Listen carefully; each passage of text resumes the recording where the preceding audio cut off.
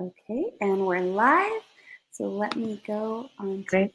book screen.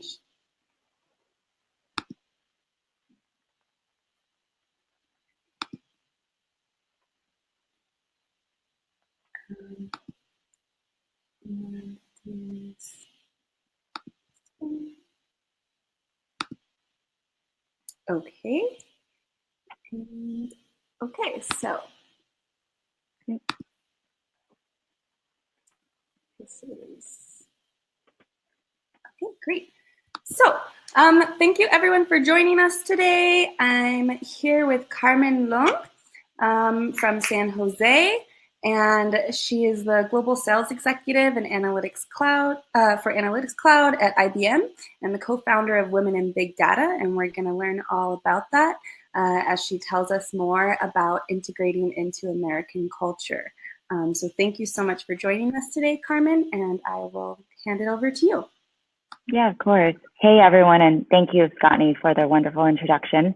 Again, my name is Karmen Leung. I am originally from Hong Kong and moved to the U.S. by myself over 10 years ago when I was 16. I now live in San Jose, California, and like Scotty said, I work for IBM as a worldwide sales leader, helping oversee our analytics cloud business globally.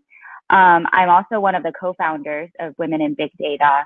It is a nonprofit organization that promotes diversity and gender parity in the field of technology, and we work on supporting and championing the success of women in tech careers. We started 3 years ago with just about 15 females originally, and today we have well over 3,400 members worldwide. So diving into the topic today, today's topic is on integrating into American culture. Before I get started, I want to thank the Speak Mentorship organization and the very wonderful founder, Heather, and her team for having me as a featured speaker for this topic, and really for giving me such a tremendous opportunity to share with you guys my experience and thoughts on a rather personal and emotional topic. Before today, I don't think I've spent more than 5 minutes publicly discussing my life, let alone with a group of people I've just met. So I'm truly grateful for this experience and so very honored to be joining the Rolodex of inspirational ladies who were featured before me. And honestly, if you told me, the 16-year-old me from 10 years ago, that I would be here today sharing with all of you my story and my struggles as a teenage immigrant and how I overcame many of those challenges and made a little something of myself in a country and culture that I once found so foreign and so terrifying, I honestly would have had a very hard time believing any of this to be true. Now, I don't know how many of you in the audience moved to the US as an immigrant, how many of you did it by yourself, or maybe you moved as a family, how old you were when you moved here. Perhaps some of you are first generation immigrants and you were born and raised here in the US. Or for those of you joining us remotely on the webinar or live streaming from other parts of the world, you haven't yet made the move. I don't want to spend the next hour just talking about myself endlessly. I'm hoping through, sharing my story from the dream I had as a little kid born and raised in Hong Kong to making the move by myself to the country here and to some of the challenges and struggles I had to deal with and overcome throughout the last 10 years. That's through sharing all of that, regardless of what your background is, where you are today in life, how integrated or unfamiliar you feel with this culture and country here. There would be some lessons to be learned and some takeaways to be had for all of you. That's my hope. Hopefully, maybe you can perhaps avoid some of the mistakes I once made, or find comfort in the fact that you're not alone in your struggles. I hope I can help you view your life and your experience with a more refreshed and positive perspective.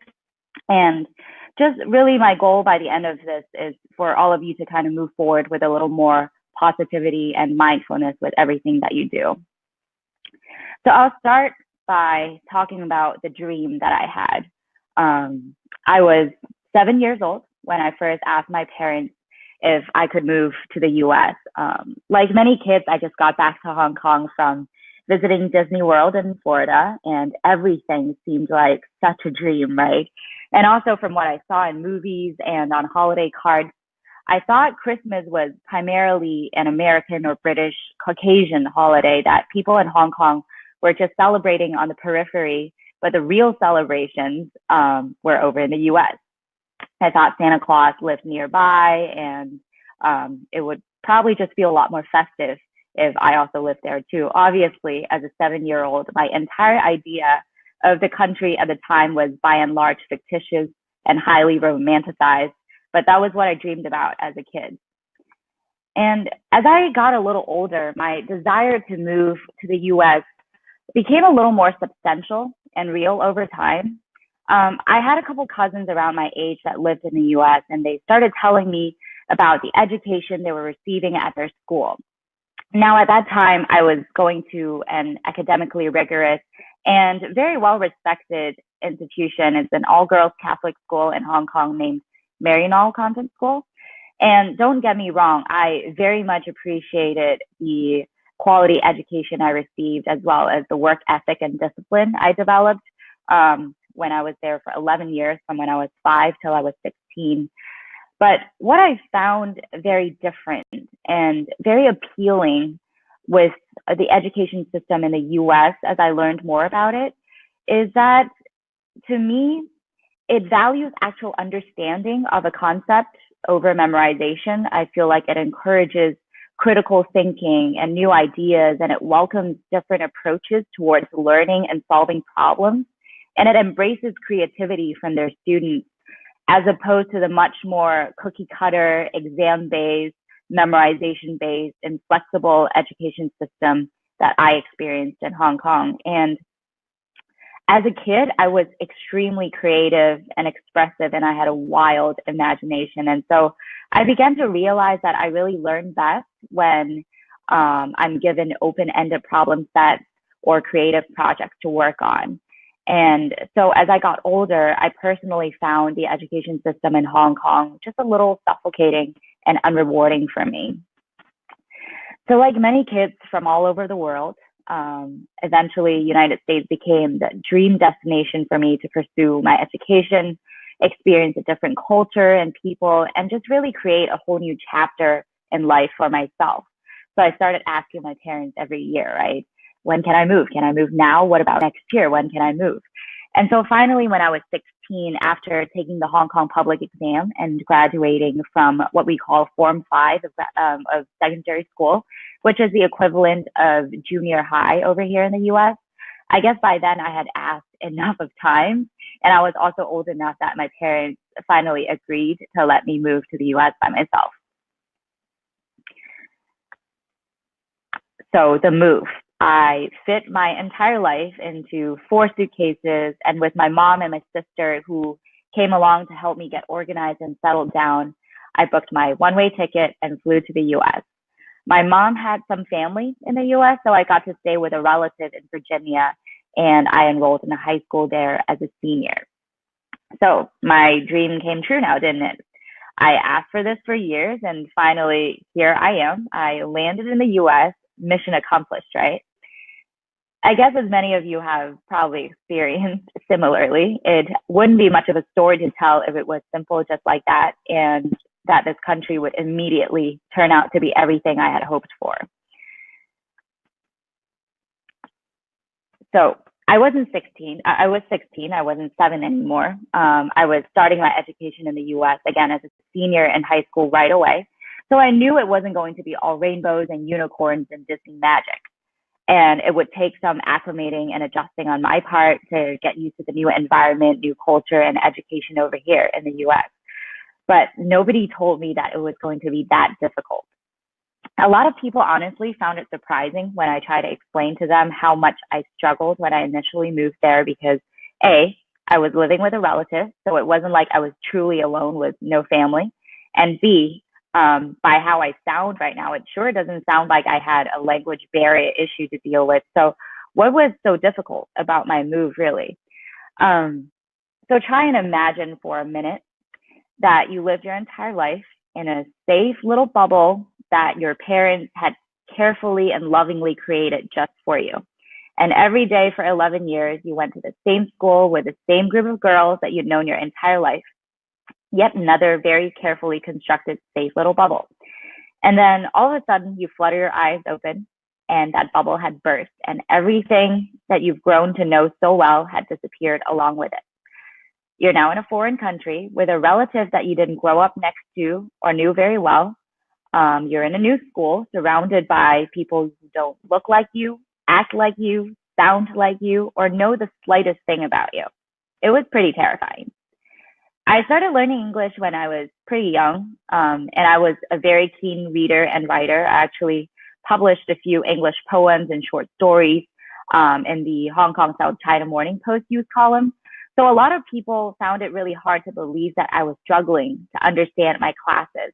But as I discovered the hard way when I first moved here, while my English was decent, there's apparently a huge difference between using English as your secondary language versus hearing and speaking and using it daily as your primary tongue. And the adjustment took more effort and time than I had initially thought it would. I started my education in the US fall of 2007 as a senior in high school. And in order for me to graduate on time and get into college by May of 2008, there were extra classes I had to take, like US history, US government. These were requirements that other people had already taken earlier on as a sophomore or junior in high school.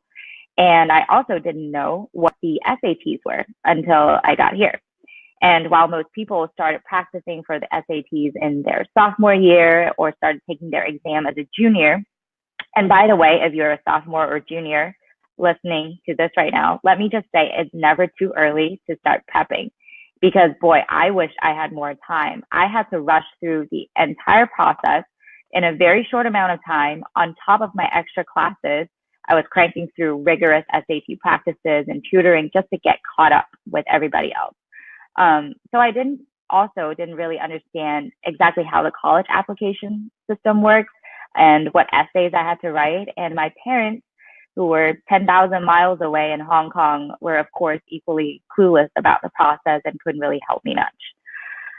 When I first started school, I thought everyone around me was speaking way too fast. Combine that with, some American cultural, sports, or movie reference, which people here use a lot of, or throw in a joke or some sarcastic remark, which I still don't quite understand sometimes, and you would lose me completely in a discussion. I was missing so much of what was said in class that I started bringing a voice recorder to my classes. So I could bring the recordings home to replay and capture what I had missed in class. But when it came to social interactions, it was even harder for me because you can't go around recording people and conversations and trying to replay it just so you could follow along. And so I felt really awkward interacting with people, probably because I was awkward. I couldn't always understand what people were saying, so I was pretty shy around people, just hoping to avoid the potential embarrassment from, a communication or cultural barrier. And on top of that, I went to a pretty small high school with just a few hundred people total. So most of them grew up together or went to school together for years. And for me, a foreign, timid teenage girl from a random place to just pop into Virginia all of a sudden as a senior in their high school, finding and making new friends was really hard for me. And honestly, I think there are just people who don't like or don't quite know how to deal with something that they don't understand. And so throughout my senior year, unfortunately, I was bullied quite a bit in school. It was never anything too drastic or physical, but it would range from, my homework getting stolen or mean, insensitive, racist remarks directed at me that was either made to my face or within earshot. And it was extremely hurtful. I felt incredibly unwelcomed and alone. And I just never pictured my move to my dream destination to be such a cold and isolating experience. And I got incredibly homesick. I missed my parents, my sister, my grandparents, other family and friends I left behind in Hong Kong. I wasn't as upbeat and cheerful like I used to be. I didn't feel like I was being myself. And the negative commentaries and experiences were bringing me down. And I felt deserted and I grew uncomfortable in my own skin. And when the first winter hit Virginia and it was cold and snowing like I had never experienced before in Hong Kong, I got legitimately depressed. For weeks at a time, I had to muster literally everything I had in me just to get out of bed and go face the world. I completely lost count of the number of times I had questioned and asked myself, oh my God, what did I do? And this is the biggest mistake I've ever made in my life. And I was so emotionally overwhelmed and depleted at the same time that by February of 2008, about half a year after I moved to the US, my high school counselor actually put me on a 1 week leave of absence from school over concerns for my health and general well-being. And I thought for sure that was it. I was going to just quit, go home, and you have no idea how close I came to doing just that. There were numerous times when I was just sitting in front of my laptop, had the cursor hovering over the purchase button, and I was literally one click away from buying myself that one-way ticket home to Hong Kong and never returning here again.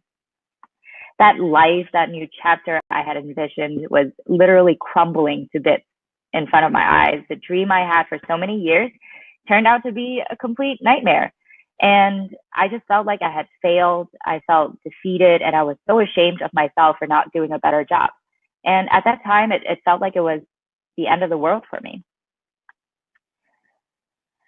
And so now I want to share with you some of the top lessons and key takeaways, along with, some of the struggles that I had dealt with over the last 10 years as a teenage immigrant, as a young adult, as a woman in tech. And hopefully you'll find them somewhat applicable to your life and to your experience as well, too. So I'll start with the first one. I think this is the most important lesson I've learned through my 10 years living in the US. And this is probably my favorite quote that I live by at all times. And it's, growth and comfort do not coexist. This is actually a quote from Ginny Rometty, who is our CEO at IBM. It's a pretty self-explanatory statement, but my goodness, it's so much easier said than done. I think it's just human nature that we tend to be risk adverse. We appreciate routines and patterns in our lives, and we want to stay and linger within our comfort zones. And the thought or the act of breaking away from all of that is extremely terrifying to us. And yet, ironically, a lot of times we actually learn and grow the most through the tougher experiences in our lives. And for you to grow as a person, or for you to achieve whatever goal you have in mind, you can't possibly keep living the same life, doing the exact same things, and expect the results would be different. That one day it would just randomly generate the outcome you want to have. I can certainly understand the appeal of staying in your comfort zone, giving up and taking the easier path. That instant gratification or alleviation of stress is probably very tempting. I mean, look at me, I almost gave up. I almost picked the cowardly route, clicked that purchase button, went home and never came back. And honestly, the first month or two, if I did go back home, would probably have felt like heaven. It would be such a big relief. But in the long run, fast forward to today, 10 years later, what lesson did I teach myself really by giving up? How much less would I have grown as a person? And how much less would I have fulfilled or accomplished? So that's kind of the first and really the top lesson that I have learned in the last 10 years, is that growth and comfort do not coexist. The second lesson or observation that I have is on grit and perseverance. I think this is the one thing that I personally do very, very well. It is what prevented me from giving up in the first place. It is what made me get back on my feet every time I fell. It is what I feel like got me to where I am today. So what exactly is grit? I've only recently started to dig into this topic a little further and try to understand perhaps the science behind it so that I can be more intentional and purposeful with this quality of grit, and so that I can drive certain outcomes. There's this admirable lady that I came across through a TED Talk. Her name is Dr. Angela Lee Duckworth, and she was a consultant turned teacher turned psychologist who actually studied this attribute of grit at length. She did extensive studies across schools, across businesses, even within military personnel, to identify what was the number one significant predictor of success in school, career, and in life. And as it turned out, it wasn't IQ, it wasn't talent, it wasn't social intelligence, it wasn't physical health or good looks or whatever people attribute success to. The number one factor was grit. And as she puts it, grit is a passion and persistence for very long-term goals. Grit is having stamina. Grit is sticking with your future goals day in and day out, not just for a week or a month, but for years, and working really hard to make that future your reality. Grit is that daily discipline of trying to get better at something. All those daily little details, daily little things that you do will eventually add up to excellence. And I can personally attest to that. I think I am a pretty ambitious person by nature. I think I'm just wired that way. I know when I first moved to the US to pursue my education here that I didn't want to just keep up with others and barely scrape by. I set very high expectations for myself in terms of what grades I wanted to get, what colleges I wanted to get into, and eventually what jobs I wanted to land, what kind of money I wanted to be making. I was very focused and had very, very high expectations. And now remember, I mentioned earlier, I brought a voice recorder to my classes. I would go home every day, replay my classes, took meticulous notes of everything, and I studied really, really hard. I never thought that I was the smartest kid in school. And in fact, now I'm working at IBM. I have so many brilliant coworkers that are extremely successful. Some of them hold patents. Some of them are Turing Award and Nobel Prize winners. And I'm hardly ever the smartest person in the room at any given point in time. But my redeeming quality, I think, is that I can guarantee you I can outwork anybody any day. And if you give me a problem to tackle, I won't stop until I'm done. And in my opinion, it wasn't luck and it wasn't high IQ or whatever else that got me to achieve the goals that I had set out to accomplish. It was persistence. It was not giving up when other people were throwing in their towel. It was grit. And to wrap this lesson up, dreams don't really work unless you do. And my American dream didn't just land on my lap one day out of the blue. That dream, whatever dream that you're pursuing, is on the other side of your grit, on the other side of your hard work. And you just have to go and put in the hours and fight hard for it and be hungry enough for it. The third lesson is on trusting your instincts and in believing in yourself. So on a similar train of thought as to how growth and comfort don't coexist, oftentimes for us to change the outcomes or accomplish what we want, we have to take a leap of faith in life. Well, sometimes multiple leaps of faith, right? What I've learned about myself over the last 10 years is instinctively, I actually know myself really, really well.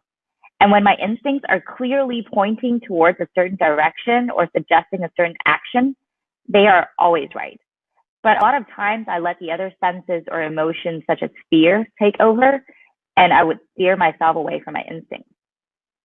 So I'll give you a life example in terms of what I meant to clarify my point. When I got into college, I had a plan and my major all laid out for me. My parents wanted me to pursue a major and career in accounting. They figured after my undergrad degree in accounting, I would then get my master's in accounting and then a CPA license, and I would be set for life as a licensed accounting professional forever. The major and career choice checked off every box for my parents. They wanted me to have a safe, stable, well-respected profession that I can go do as my career until I retire.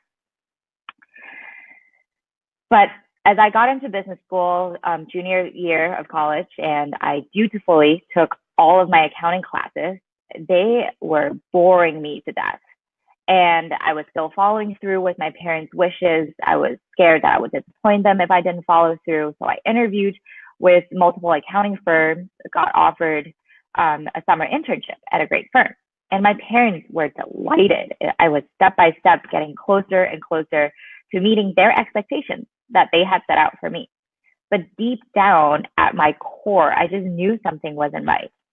I was not even remotely excited about my summer internship. like would be a strong word to describe how I truly felt about accounting. And I was just dreading it. I had 2 weeks to consider the offer before accepting it, and I just instinctively knew I could not possibly go through with it. I was thinking to myself, if I am this bored and distraught about a career that I haven't even started now, how awful am I going to feel down the road 3 years, 5 years later? How successful can I possibly be in a career that I'm not interested in, that I have no passion in? And how much am I going to regret this in the long run, knowing that at this moment in time is a major pivoting point, and I chose to do nothing about it. So every single cell in my body knew what I should do. And eventually I went with my instincts. I turned down the accounting internship offer. I went back to the drawing board, researched a bunch of companies that were coming to my college career fair, and IBM was one of them. They were looking for software sales interns for the summer.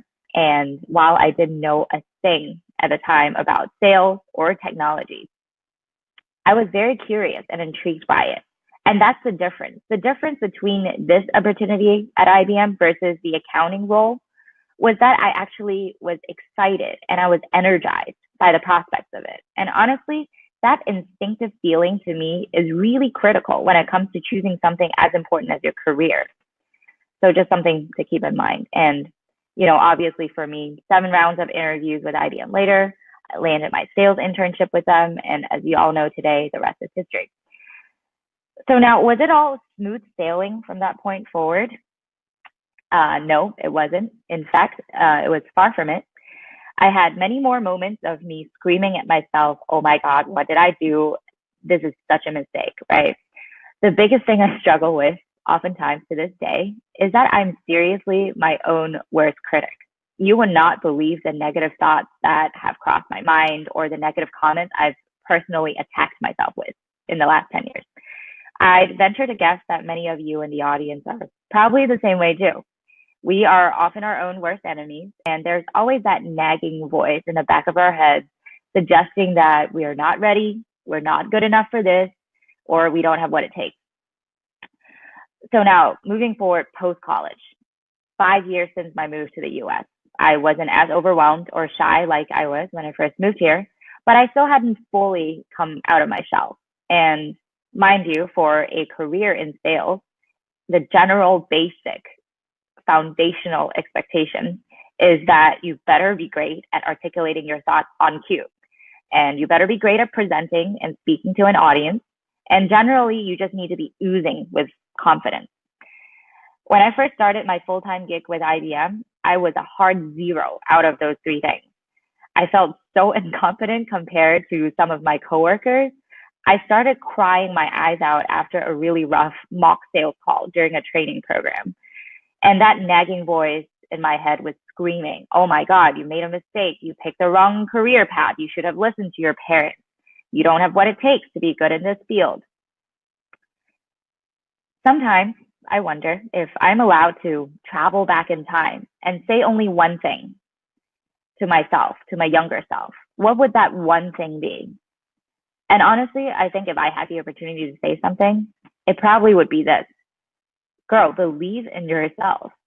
Because as it turns out, and I think it's true for almost all scenarios and situations in life, when what you lack in natural talent can be made up for with hard work and determination and persistence. Sure, it may not seem that way at first, and yes, it will take a lot of effort and diligence on your part for months and years to catch up to the people who are perhaps more naturally blessed with the attributes that you lack. But the point is, you will get there. And I think eventually I did get there.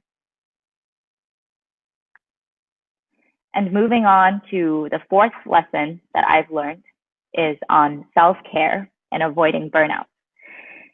This is perhaps the one lesson that I overlooked the most throughout my last 10 years, is having a good, healthy balance between life and school or life and work and taking good care of myself. And that includes, health, happiness, and just general well-being.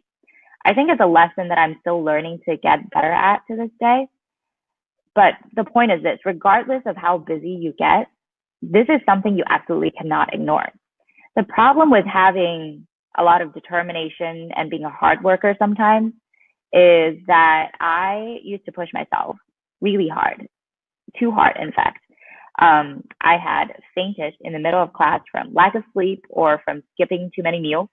And let me tell you, it was absolutely foolish and it was short sighted because school, work, and life accomplishments are all part of a marathon and not a sprint. And I was trying to go for the sprint, and obviously that was the wrong thing to do. And if you push too hard too quickly, and obviously you're not a robot, so at one point in time, sooner or later, you're going to burn out way before you cross the finishing line. And now I understand we all have those ridiculous busy days, and there is no way I can squeeze in, 7, 8 hours of sleep every day, go to the gym, eat 3 times a day, healthy meals. That shouldn't be the expectation for every day either, because that's just unrealistic given, some of our work or school schedules. How I like to do this now, though, is I like to have a quick checkpoint with myself every 1 to 2 weeks, just to make sure that overall I'm being balanced, I've been healthy, I haven't been pushing myself too hard over the course of the last 1 to 2 weeks. And if I'm overall being balanced, then I'm in good shape. And every now and then, maybe every 6 months or so, try and look back, see how far you have come, how much you've gotten done, how much you've accomplished in the last 6 months or so. Give yourself a pat on the back. I didn't used to do that at all. Maybe sit back and relax a little, because you know what? Life isn't just about achieving milestone after milestone after milestone. It's also about enjoying the journey along the way. And all of this is part of self-love, is part of self-care, and just being smart and being sustainable with how you live your life. And quickly moving on to lesson number 5, it's about building a support system and the ability to self-reflect, seek help, and give it back. So this is something that I often get asked is, what did I do to get back on my feet every time I fell? And I just wanted to give you kind of my 2 cents on overcoming struggles and mistakes and hardships. One of the things that I wish I did better earlier on when I first moved to the US was proactively asking for help. I was too scared and ashamed to try and ask for help, and just kind of bottled up and internalized a lot of my own disappointments and frustrations. And over the years, as I got older and a little wiser, I've developed a more systematic approach, if you will, to facing and overcoming challenges. And I've honestly been finding this both a very productive and rewarding way of tackling my problems. So number 1 is on self-reflection, evaluating my own mistakes and struggles. I don't think there should be any shame in falling down and in making mistakes. Everyone makes them, and everybody stumbles and falls in life every now and then. And I used to get very frustrated with myself every time I got stuck with a problem or I didn't get a grade or a result I wanted. But over time, I've learned to not let them consume me or define me, because they don't. And honestly, mistakes and struggles are proof that you're trying hard. And that's honestly a great thing. The most successful people are not the ones who stumble the least. In fact, if you look at it, the most successful people stumble a lot. They are simply people who are able to self-reflect, learn from their mistakes, realign their goals, and pull themselves up back together and have the strength to keep going. And it sort of goes back to my earlier point about grit, right? Because instead of viewing your mistakes as permanent failures, and they are not unless you give up and stop trying altogether, you should view your mistakes as kind of areas for future improvement and turn that negative event around into motivation to get better. And over time, you would develop a pretty incredible resilience and attitude towards facing and handling challenges, which comes in handy. The second thing to my systematic approach towards building a support system is asking for help. Again, there is no shame in seeking advice, getting help from somebody, and surrounding yourself with a solid support system. It took me a while to get comfortable with that idea of reaching out and asking for help. And I think a lot of people struggle with that issue too, because they may feel that seeking for help may make them look weak, or discussing your issues may make you feel exposed or vulnerable or uncomfortable. And I used to feel the same way. And like I said earlier, I just bottled up those negative feelings and frustrations. And over time, let me tell you, that is not a healthy thing to do. And it certainly wasn't productive either, because it didn't make your problems go away. So eventually I came around to the idea of, starting to let people into my life more and reaching out for help. And in college, there were two professors during my college years in particular that made a permanent mark in my life. And to this day, we still keep in touch, and I'm forever grateful for them for yanking me out of my shell and giving me the support and guidance and mentorship that I needed, and seeing the potential that I had when I didn't believe in myself. And speaking of support, the fact that you guys are listening to me giving this talk today means through one way or the other, you've already been connected to Speak Mentorship and the wonderful work that Hazel and her team have been doing. So honestly, I wish I knew of an organization like Speak when I was 16. Because an organization like this isn't just about asking for help. It's about having someone to go to, having a sense of community and support and belonging when you need. And honestly, I probably would have found a lot of comfort in that when I was 16. And last but not least, the third piece to the support system, in my opinion, is I think the support system should more be like a cycle of asking for help and giving it back. And there's this whole idea about how we rise by lifting others. And I'm a huge believer of that. I'm a huge believer of giving thanks, giving back, and lifting others whenever we can. And that is why sometimes I may have a crazy work or travel schedule. I would still use my weekends or any spare time that I have to focus on nonprofits or projects or volunteering work that I'm absolutely passionate about. Women in Big Data, which I mentioned earlier, is one of them.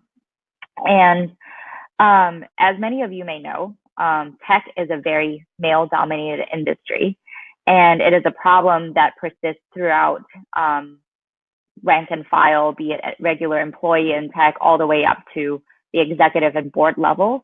There are just far fewer females in tech than there are males. And so with that in mind, we started out 3 years ago as a group of 15 women from a few tech companies in the Silicon Valley with the dream and vision of creating and cultivating a welcoming community that embraces diversity and supports women to be leaders in tech. And through some amazing group efforts and passion from so many other ladies involved, we are now the 3,400 member organization globally today. And we host monthly meetups and networking events and mentoring events, as well as leadership panels and tech workshops. And besides working on that, I also volunteer monthly to feed homeless people in the city of San Francisco. And I'll explain to you why all these side projects and community engagements outside of work are so important to me. I truly believe that life isn't just about cushioning your own falls and standing by when other people are falling and stumbling. I believe in helping others. We a lot of times get a fresh perspective on our own life scenarios. We get a new sense of purpose towards our goals, or sometimes we just realize how incredibly fortunate and blessed we are in comparison to other people. And I just feel like every word and act of kindness, of support and encouragement, if it touches and enriches someone else's life, eventually in this cycle, in this support system, it will come back to you and also touch and enrich your life as well. And so I truly believe in building this kind of three-pronged support system to help me go through my problems and help other people go through their problems too. The next lesson that I've learned is on redefining the label for female. Regardless of who you are, where you are, and what you do, I feel like there will always be that somebody else with a different opinion trying to tell you what you should do, how you should behave, what role you should play as a male or female, what career you should pursue, or perhaps suggest that you shouldn't pursue a career at all, and hold you to very outdated societal standards that just simply do not apply in the world we live in today. And as an Asian female immigrant, I can certainly understand the traditional cultural expectations and pressures of, getting married and having kids by a certain age. I mean, there's even a demeaning term that started in China for older unmarried women being called the leftovers. I've been given well-meaning advice on how I need to start slowing my career down at some point so that I can start a family and perhaps play a more slow-paced and domestic role in my life. And while I understand that these traditional expectations are important to a lot of cultures and a lot of people, I most certainly don't agree with them personally. I believe in the freedom to pursue whatever makes you the happiest. I believe in independence. I believe in uncovering and following whatever your heart desires, independent of anyone else's expectations or opinions. And it's your life, and you only have one go at it. And the one and only person that should be telling you what to do and is in charge of it should be you. And if being a stay-at-home mom is truly what makes you the happiest, I genuinely applaud that. And I have tremendous respect for the many women who choose to dedicate their lives solely on that mission. My mom, for example, quit her job and became a homemaker after she had my sister. And she's one of the most amazing and phenomenal women that I've ever come across. But personally, though, I prefer putting the many years of education and hard work to use and applying myself in a career that I'm interested in and passionate about before considering other priorities. I really value that independence, that self-empowerment, if you will, and that gratification that my work, my career brings me. And if this is how you feel too, and if this is what you want to pursue, I think you should go do it. And this may be just how I'm wired, but I've been told perhaps a few too many times that I'm a little too headstrong, a little too driven, a little too ambitious, perhaps a little too outspoken to the point where it's unladylike or unappealing by traditional Asian standards. But what is the definition of ladylike, anyways? Is it to be dainty and fragile, to be submissive and dependent on somebody else, to get handouts from my husband or from my parents? Well, it's 2018. So I think we should redefine what it means to be a woman. What exactly is ladylike these days? To me, a woman who takes life by the horns, who is confident in herself and her beliefs, who is fearlessly pursuing what makes her happy and works hard to better herself and her future, I think that should be the new definition of ladylike, because that's one hell of a lady, in my opinion. And as the saying goes, well-behaved women seldom make history.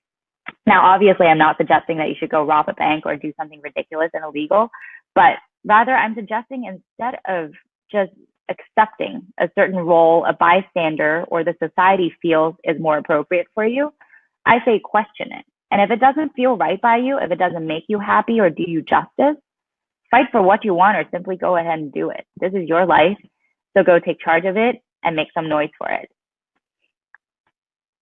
And last but not least, the last lesson, it's a very key point that I want to make is while my talk has been about how I dealt with different roadblocks and overcame challenges to integrate myself into the American culture and eventually embracing this country as my home, this is not for 1 second about forgetting who you are and abandoning your roots or where you came from and losing your identity and abolishing your past. I never forgot my roots or where I came from. I'm proud that I grew up in Hong Kong.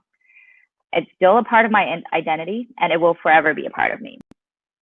And I think Hong Kong was and still is my home, and so is the United States. And I don't think those identities and connections that you have for both places and cultures have to be mutually exclusive. In fact, I think it is the beautiful blend of the two, things that you do American-like, things that you don't do American-like, that makes you uniquely who you are. And I think you should be proud and unapologetic about that. I view my difference and diversity not as my weakness or shortcoming, as some people may think or say. Rather, I view them as strength, or at the very least, it's a conversation starter. I mean, I can help you order the most amazing Cantonese food that you didn't know about. At a professional level, with me being born and raised at a different country, I bring diverse opinions and perspectives to the table. I probably tackle problems a little bit differently than my other coworkers would. And I'm probably more suited or better equipped for certain jobs. I speak 3 languages. So besides English, I also speak Cantonese and Mandarin fluently. And I think my background of growing up in one country and then moving to and assimilating to another country has really allowed me to be more understanding and respectful of people and cultures in general. I'm more observant and quicker to adjust to local mannerisms when I go to work in other countries. And most importantly, I think I've just learned to be more empathetic as a person. Um, I've been less judgmental of people in general, understanding that they are probably struggling with something or fighting a battle that only they know about. And I think it's also made me very curious and eager to know about everyone else's story. And I guess my point is you don't really realize how big and interesting of a world this is, and what a tiny speck you are in the greater scheme of things until you've moved or traveled around the world. And I think diversity is a great thing. Despite recent trends with our current administration in the US and the actions of a few narrow-minded, discriminating, bigoted people may suggest, the fact is this: the world would be a very dull, boring, uninteresting place if we were all the same. And to me, what makes this world and what makes this country so incredible and beautiful is that it is a melting pot of ethnicities, cultures, people from all walks of life, all backgrounds, each having their own beliefs and each having their own dreams. And my advice to all other immigrants would be this: don't abandon your roots or your identity. Don't abandon what makes you uniquely you. I think diversity drives growth, it drives innovation, it drives sustainable success in any organization, business, or society. I think diversity is what made America great in the first place. Carry your diverse identities and differences with pride, because I certainly do. And to wrap up, I know my story is far from uncommon or breathtaking. So many people before me have moved to a foreign country on their own, struggled through greater hardships, and still became incredibly successful people. I've been a lot more fortunate and blessed in many ways, but I also don't believe you have to rise from the most menial state to the very top in order to be an inspiration to others. I think all of you in the audience today have your own unique experiences and accomplishments, and all of you are sources of inspiration and motivation for somebody else. And if you've been feeling overwhelmed or drained or defeated by what life has been throwing at you, I really hope that by sharing my stories, my struggles, and my lessons today, I've kind of nudged you a little in the right direction, and that I've encouraged you to approach life more positively, proactively, and more fearlessly. Perhaps view this as a new beginning. In fact, every morning when you wake up, it starts a new page in your story, and whether you make it a great page or not is entirely up to you. I hope you will try and apply some of the lessons learned today and go dominate those hopes and dreams that you have with an improved attitude. And last but not least, please reach out to me. I'm here as a resource. I'm part of the support system for all of you.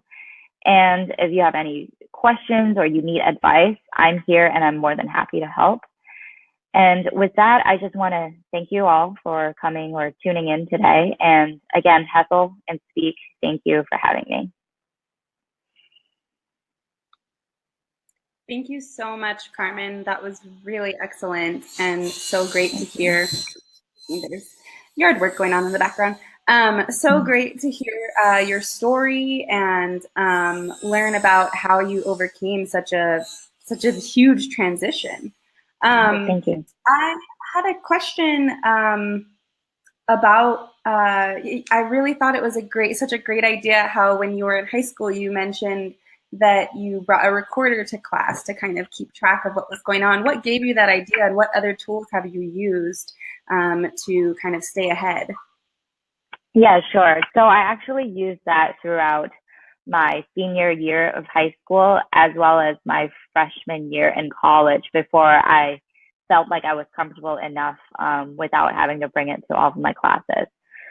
What gave me that idea? It was just simply because I could not understand or follow what everybody was saying in my classes or what my teachers were saying in my classes. And I know that when I was watching movies or YouTube videos back at home, that I could, put them on pause and then go back and replay. And I was hoping to do the same thing in my classes or in my lectures.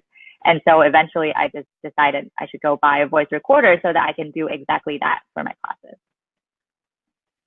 That was such a great idea. And have there been other tools that have kind of helped you succeed academically or just in your career, things that little life hacks that you like to use? Yeah, I think, well, that didn't apply for senior year of high school, but in college, just having friends and having study groups definitely helped a lot because whatever you missed, your friend probably also caught, and whatever they missed, you caught. And so it was just helping each other out with homework and with studying together. That was really a useful tool. Yeah, that's great. Mm-hmm. And so my other question, kind of on a more personal level, you mentioned when you were in high school and it was just so difficult and you were feeling depressed and alone, had to like muster up everything just to get out of bed. What made you keep going? I think for me, one of my biggest motivations rather in life would be my family. They gave me unwavering support throughout my entire life, regardless of what I wanted to pursue and what I wanted to go do. They were always up for it. And so I think my biggest motivation was I didn't want to disappoint them and I didn't want to let them down. And I also wanted to prove it to myself that, this is a dream that I've had since I was 7. You should go get up, go to school, try and make a great day out of it because this was a dream that I wanted to pursue. And so I just didn't want to give up that easily. Yeah, and that kind of goes right into what you were talking about having grit. And what have you kind of learned about ways to increase your capacity for grit, or how to kind of gradually build up your strength and your perseverance? That's a very good question. Honestly, it's something that I'm still trying to figure out because, like I said, I think there's a science behind it. And if I can get down to exactly what is needed in order for me to build grit, that would be fantastic for me. But one of the things, and it's related to the other topic that I was talking about avoiding burnouts, is that sometimes we just need to take a pause and then look back and see all the things that you've accomplished or, in between tasks and in between things that you're making yourself go do, put in a little reward, right? Like, oh, for example, I've done all of these things. Now I'm going to go shopping and buy something that I've always wanted, and just kind of put these little rewards in to self-motivate yourself towards the next goal. So that's kind of how I've been building towards at least accomplishing everything that I wanted to do. I don't know if that built grit or if that just made me spend more money, but it worked. Yeah, no, that's great. Yeah. Setting small rewards for small goals. And I mean, that definitely would work for me too. So can you tell us a little bit more about what college was like? You kind of mentioned like high school was a little bit challenging, but you made it through. Was college any better? What did you learn about yourself? How did you find friends? Yeah, sure. I think college in general was a more welcoming environment for me because everybody just left home to be in college together. So everyone was kind of dealing with the same feelings of change, of being overwhelmed and not knowing anybody. And so I think that helped a lot because everyone is now in the same boat as I was. And I was delighted. Finally, somebody understood how I was feeling versus, in high school, everyone was going to the same high school, knew each other, and I just kind of bombarded into their lives and bulldozed in as a senior, right? So it was a much more welcoming and easier experience and transition for me, just mainly because everyone was kind of going through the same experience. That's great. That's so good to know. Definitely things to look forward to. And another thing that I really liked how you talked about the importance of not being too hard on yourself. What are ways that you have found kind of break those negative thought cycles when you're really starting to get critical? How do you break out of that? Yeah, That kind of goes back to my point of having that support system. I think a lot of us do that to ourselves. We're very negative when something goes bad, and we are horribly critical of ourselves. And so going back to my point about having that support system is when we fail, we tend to wallow in our own miseries and criticisms. But having that mentor, or having that friend around to say, hey, you actually didn't do that bad of a job, or you can give it another go next time, is not the end of the world. Having that extra person or third party of support to kind of be there to pull you up when you fell down has been extremely helpful for me. So I can't stress enough how important it is to just kind of surround yourself with good people, with people who bring positive vibes, or people who understand you and know that something is off or wrong with you and would come and reach out and check in with you. So I think that is really, really critical. And I think I mentioned that during my presentation too. I wish that was something I learned to do for myself earlier on. I probably would have had a much easier or more positive experience. Yeah, a great reminder for all of us. And then also you can be there for your friends as well. So yep, absolutely. It's a two-way street. Yeah, to have that support system, so important. And we love your message of, giving back and how that's important, not just for the community, but also for yourself and personal fulfillment as well.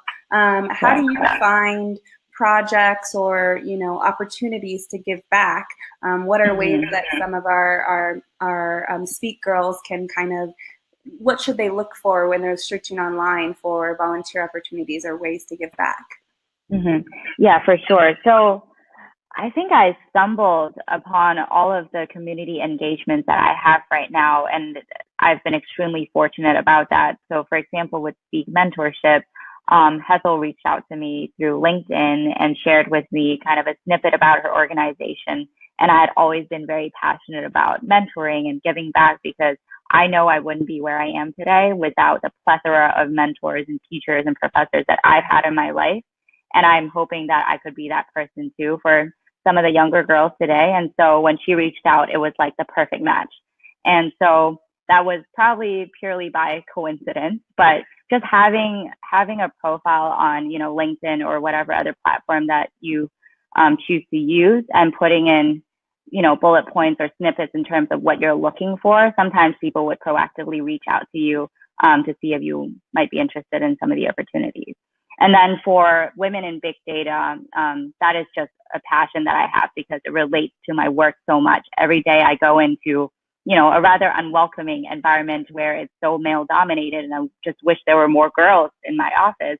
And so it's a topic that hits home very hard for me. And so it's just something that I proactively seek out to go do and change. Yeah, absolutely. Along those same lines, kind of having mentioned, we do have a question along the similar lines of women in big data and being a support for that kind of male-dominated space.